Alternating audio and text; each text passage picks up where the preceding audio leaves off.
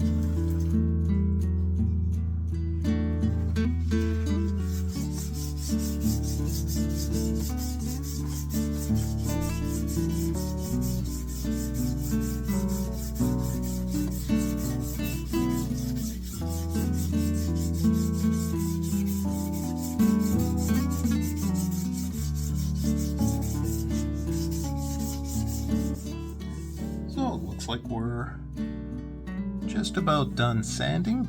We went all the way up to 400 grit and then did the 4/0 steel wool.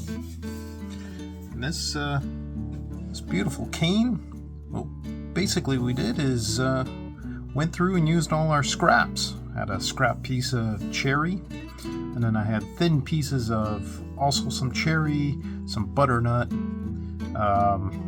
I don't even remember what this lighter wood is, but we did the inlays.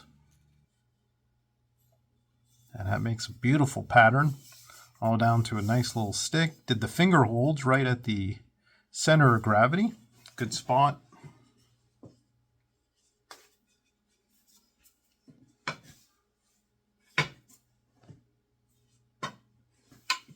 Nice, sturdy. Now we're going to finish with some oil. We're going to do some teak oil. So let's get to that, see how it looks. Just a little bit on a piece of cotton. This cherry, as we know in the past, darkens up nicely. That's a good view.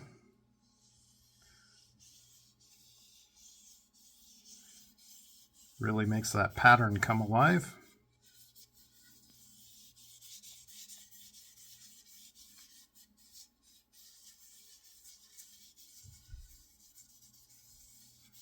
Yeah, you can see the oil's sinking in, but that cherry turns beautiful.